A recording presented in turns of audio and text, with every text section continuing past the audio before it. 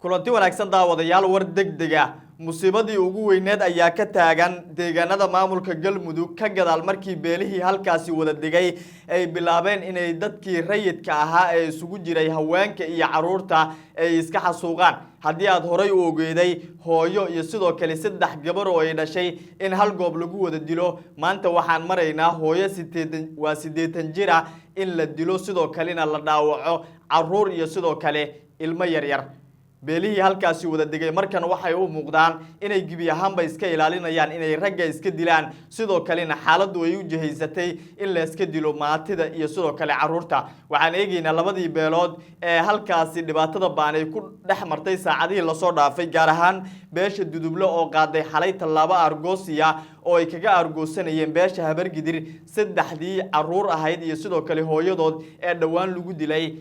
gobolka Galgaduud ee bartamaha Soomaaliya wararkii ugu dambeeya ayaan eegaynaa daawadayaal adiguna aragtidaada inala wadaag maxay kula tahay talaabooyinka ay qaadayaan Habargidir iyo sidoo kale Duduble ay iskaga dilayaan maatida iyo sidoo kale caruurta sidoo kale wararkeena maanta waxa qaybka madaxweynihii hore ee Soomaaliya Sheekh Shariif Sheekh Axmed ayaa abaabul iyo kulamo ka dhana madaxweynaha Soomaaliya Xasan Sheekh Maxamuud waxa uu ka bilaabay dalalka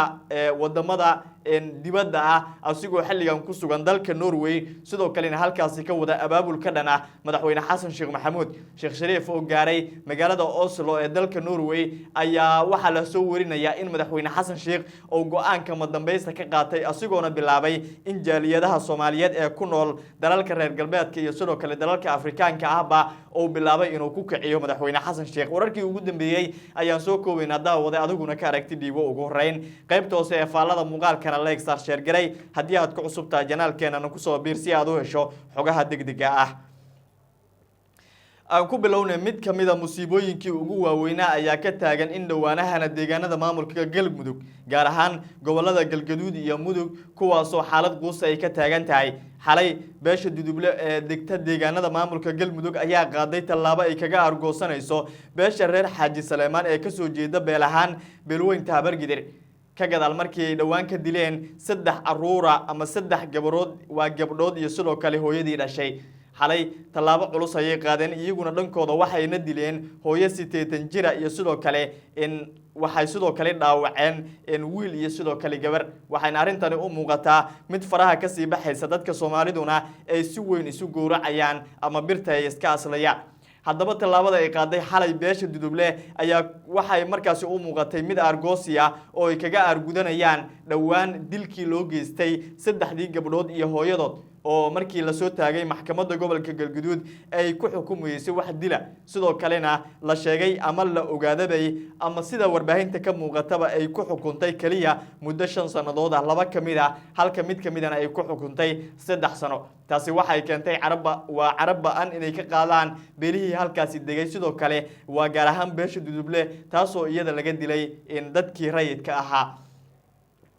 maleeshiyada hubaysan oo ka soo kala jeeda labada beelood ayaa waxa ay isu gowracayaan si ka baxsan naxariista iyagoona bilaabay xilligan in ay dilaan wixii ay ka kortagaan ama ha noqdaan caruur ama ha noqdaan hooyooyin ama ha noqdaan aabayaal 80 jir ah inta badan Soomaalidu waa isdilaan hase yeeshee lama arag horeyna uma dhicin in la dilo qof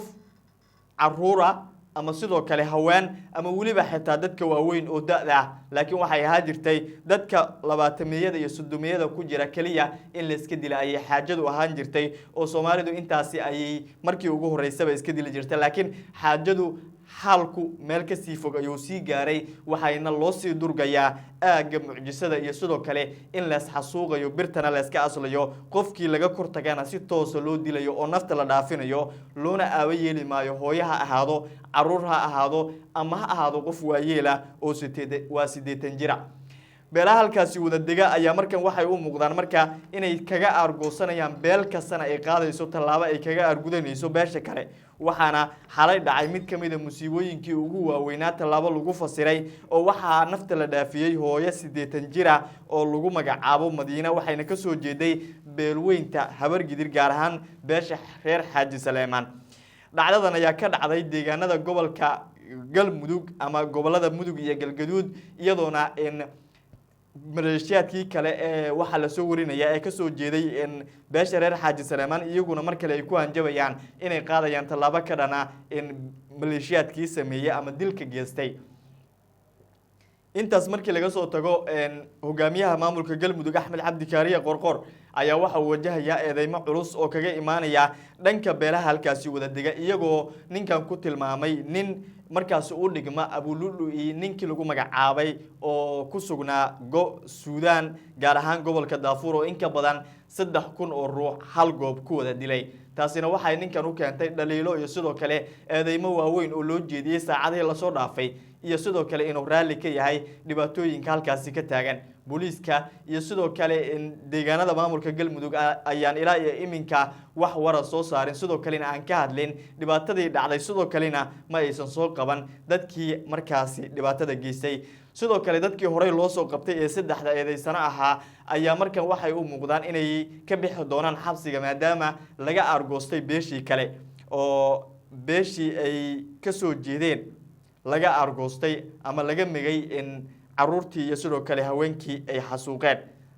kaliya in waxa la isku haysto ugu waaweyn waa unaana qabiil kaliya lamana ugu waxa ka dambeeya oo arintan ay salka ku haysta marka laga soo tago in beelbeel la isu dilayo. waxa soo kordha wararkeena dambe ayaan idinku soo gudbi doonaa. dhinaca kale abaabul xoogan iyo madaxweynihii hore ee Soomaaliya Sheekh Shariif waxa uu ka wadaa magaalada Oslo ee dalka Norway waxa uu xalay halkaasi gaaray iyadoona si diiran loogu soo dhaweeyay.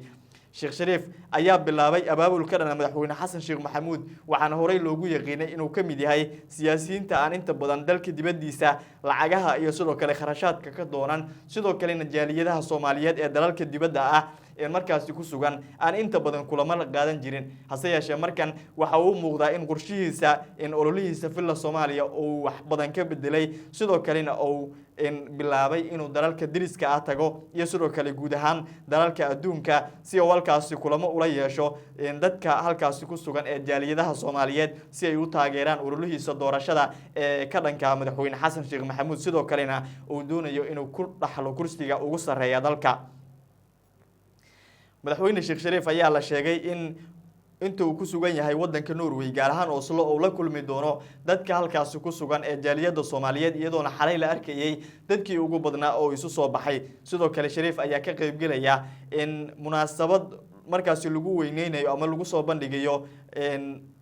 Nobel Peace-ka oo markaas u muuqata in uu markaas dalalka adduunka kaga qayb galayo in munaasabad ku saabsan Nobel Peace-ka ama bilada adduunka ama bilada nabadda sida aad u taqaanba. halkaas kulamo ayuu ka bilaabay madaxweyne Xasan Sheekh Maxamuud iyo kooxdiisuna waxay u arkaan halis weyn oo looga horkeenayo dadka shacabka ah ee ku dhaqan dalalka dibadda ah asigoona markaasi abaabulkiisa uu ku soo aadayo iyadoo mudaxiraadka madaxweyne Xasan Sheekh uu ka harsan yahay wax kooban oo ku siman ilaa iyo 6 bilood. taasina waxay ka dhigan tahay in Sheekh Shariif uu markan wado abaabulkiisa ugu dambeeyay ee uu Xasan Sheekh uga tuuran lahaa kursiga dalka ugu sareeya. markii ugu horeysay ololihiisa waxa uu ahaa jiray ama ku koobnaa jiray gudaha dalka kaliya markan laakiin waxa uu ku sii faafayaa dalalka adduunka asigoo halkaasi ka bilaabay dhaqaale urursi iyo sidoo kale abaabul ka dhan madaxweynaha Soomaaliya Xasan Sheekh Maxamuud. waxa ka soo kordha safarka Sheekh Shariif ee dalka Norway iyo sidoo kale dalal kale oo ku wajahan yahay wararkeena dambe ayaan idinku soo gudbi doonaa.